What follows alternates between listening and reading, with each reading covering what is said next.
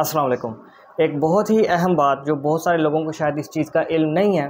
कि अगर आपका कोई भी मुकदमा चल पड़ा है, आपने कोई दावा किया है या आप पे दावा हो गया या आपने कोई एग्जीक्यूशन फ़ाइल किया, आपने अपील फ़ाइल किया या रिवीजन फ़ाइल किया या हाई कोर्ट या सुप्रीम कोर्ट में किसी भी किस्म की रिट फ़ाइल किया और जिसके लिए आपने वकील मुकर्रर किया, तो वकील का हर एक्शन आपके ऊपर बाइंडिंग होगा और कोर्ट यही तसव्वुर करेगी कि जनाब जो वकील साहब कह रहे हैं ये इनका क्लाइंट यही कह रहा है, और वकील साहब का हर एक एक्शन जो भी वो स्टेप लेगा वो बाइंडिंग होगा साइल के ऊपर, क्लाइंट के ऊपर। कोर्ट यही प्रिज्यूम करेगी कि क्लाइंट की भी यही मर्ज़ी है, क्लाइंट को पता है, क्लाइंट ने इसको पूरे इख्तियारात दिए हैं वकील को। इसलिए ये बताना ज़रूरी क्यों है कि बहुत सारे लोग कहते हैं जी हमारे वकील ने हमें बताया ही नहीं,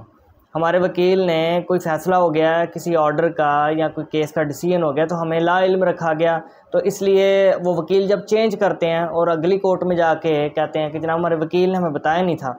तो कोर्ट ये एक्सक्यूज़ नहीं मानेगी। कोर्ट ये कहती है कि आपका फ़र्ज़ था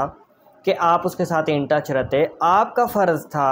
कि आप कोर्ट से भी इन टच रहते और वकील को आपने ही इख्तियारात दिए थे कि हमारी तरफ से ज़ुबान बन के, हमारी तरफ से नुमाइंदा बन के, हमारी तरफ से पेश हो अदालत के अंदर हमारे मुकदमे में।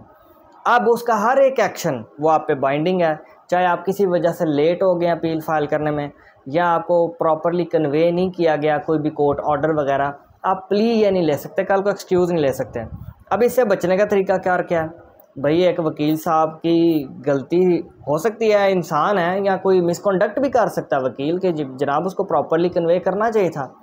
इससे बचने का एक ही तरीका है, आप विजिलेंट हो जाएं। जब आपका मुकदमा चल पड़े तो आपको बहुत सीरियस होना चाहिए अपने मुकदमे को लेके। आपको आंखें बंद करके वकील पे नहीं फेंक देना चाहिए। कुछ मामलात हैं जिस पे आप रिलैक्स रहें, लेकिन प्रॉपर इन्फॉर्मेशन रखना तो आपका फ़र्ज़ है। अप टू डेट रहना कि अदालत में क्या कार्रवाई हो तो आपका फ़र्ज़ है। अगर आप फिज़िकली अदालत में चक्कर लगा सकते हैं या वकील के ऑफिस आ सकते हैं तो आपको अपने केसेस में आना चाहिए। अगर आप बैरून मुल्क हैं, बीमार हैं, बूढ़े हैं या कम उम्र हैं, जॉब करते हैं, बिज़ी हैं, फिर एक वजह समझ आती है। लेकिन आजकल के दौर में टेक्नोलॉजी का इस्तेमाल करते हुए आप हर चीज़ की बड़ी ईज़िली इंफॉर्मेशन ले सकते हैं। टेलीफ़ोन, सोशल मीडिया, व्हाट्सएप, हर चीज़ ईज़िली एक्सेसिबल है। तो अदालत आपकी इस एक्सक्यूज़ को नहीं मानेगी कि आपको नहीं था पता या आपने वकील को ये नहीं था कहा कोर्ट में करने के लिए और वकील साहब ने ये एक्शन ले लिया, तो आपको बड़ा विजिलेंट रहना पड़ेगा। दूसरी तरफ वकील पे भी यही ज़िम्मेदारी है कि अपने क्लाइंट के साथ बड़ी हारमोनी में रहे, बातचीत पूछे कि मैं ये एक्शन लेने जाने लगा हूँ आपकी भलाई के लिए, वेलफेयर में आपके लिए, जो आपके लिए बेहतर है, तो मैं ये लेने जा रहा हूँ। फिर वो जो साइल है उस पर इतराज़ नहीं करता तो वो एक कॉन्सेंट बन जाती है कि जनाब ठीक है उसने इतराज़ नहीं किया तो इसका मतलब वो ओके है। तो ये दोनों का रिलेशन जो है टू वे ट्रैफिक होगी, दोनों को कन्वे करना पड़ेगा कि क्या अदालत में मामला चल रहे हैं, दोनों को आगाह रहना पड़ेगा।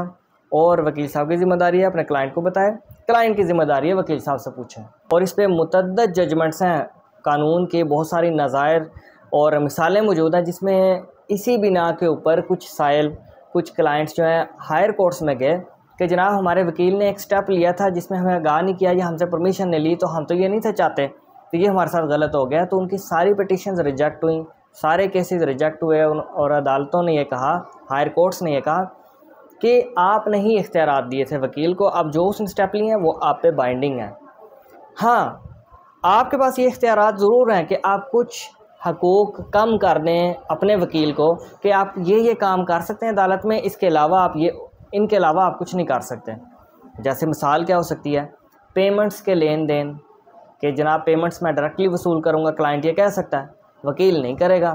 तो ठीक है ये बात जायज़ है, राइट है। या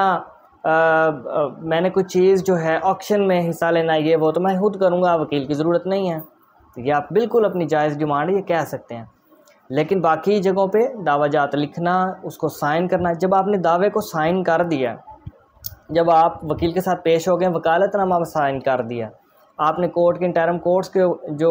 पेपर्स होते हैं, फ़ाइल रिकॉर्ड होते हैं, जुडिशल फ़ाइल, वहाँ पे हाज़िरी अपने वकील के साथ दे दिया, तो हर लिहाज से हर स्टेज पे कोर्ट यही प्रिज्यूम करेगी कि आप और वकील की हाँ एक ही है और आप और वकील की ना भी एक ही है। Thank you very much.